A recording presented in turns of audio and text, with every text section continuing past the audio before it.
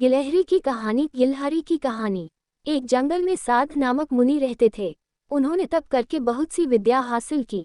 एक दिन ध्यान लगाने के बाद जब उनकी आंखें खुली तो उनके हाथ में आसमान से एक गिलहरी आ गिरी। वह गिलहरी खून से लथपथ थी, क्योंकि वो चील के पंजों से छूटकर मुनि के हाथ में आ गिरी थी। गिलहरी मौत के डर से कांप रही थी। मुनि को उसके ऊपर दया आ गई। उन्होंने सोचा, क्यों न इसे अपनी विद्या से अपनी बेटी बना लूं। मेरी पत्नी कब से संतान प्राप्ति की चाह रख रही है, लेकिन उसके भाग्य में संतान है ही नहीं। अब ये बात बताकर उसे दुखी करने की जगह कुछ साल इस गिलहरी को ही बेटी बनाकर उसे सौंप देता हूँ। इतना सोचते ही मुनि ने एक मंत्र पढ़कर गिलहरी को एक छोटी सी बच्ची बना दिया।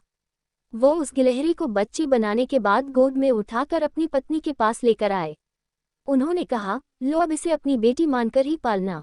सोच लो, भगवान ने तुम्हारी सुन ली है। मुनि की पत्नी छोटी बच्ची देखकर खुश हो गई। अब गिलहरी से बच्ची बनी लड़की मुनि के घर में बड़े लाड़ प्यार से पलने लगी। मुनि की पत्नी ने कुछ दिनों के बाद बच्ची का नाम वेदांता रखा। मुनि और मुनि की पत्नी दोनों ने बड़े प्यार से वेदांता को पाला।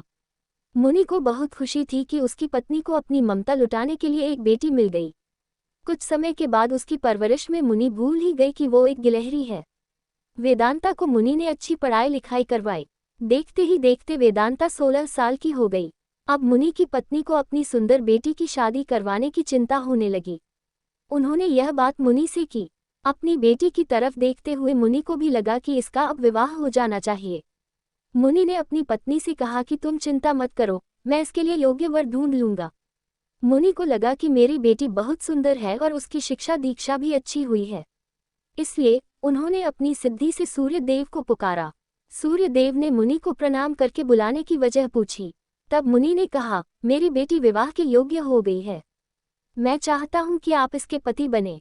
सूर्य देव ने कहा, आप एक बार अपनी पुत्री से पूछ लीजिए, अगर उसे मंजूर है तो मेरी तरफ से भी हाँ है। तब वेदांता बोली, पिताजी, ये बहुत गर्म है, मैं इनके पास नहीं जा पाऊंगी और न ही इन्हें देख पाऊंगी। मुनि ने वेदांता से कहा, कोई बात नहीं, हम दूसरा वर देख लेंगे।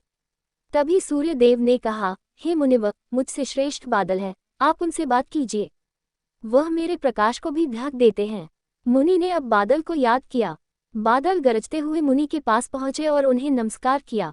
इस बार मुनि ने सीधे वेदांता से पूछा, क्या तुम्हें यह वर पसंद है? वेदांता ने जवाब दिया, पिताजी, मेरा रंग गोरा है और इनका काला, हमारी जोड़ी अच्छी नहीं लगेगी।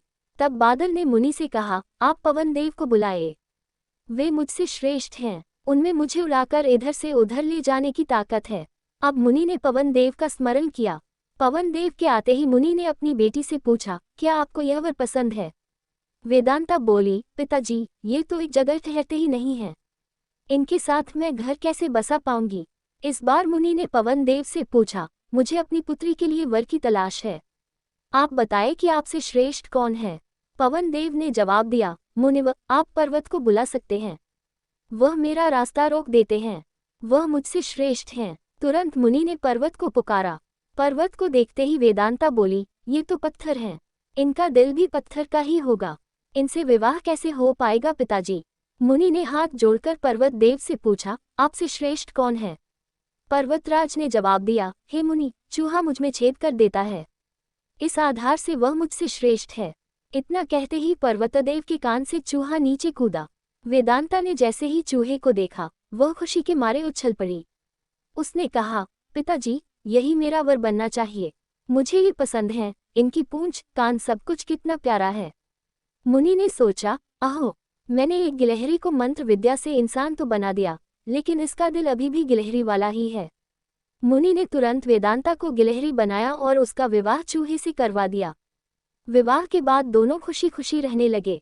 कहानी से सीख, इंसान चाहे बाहर से कितना भी बदल जाए, लेकिन उसका दिल वैसा ही रहता है।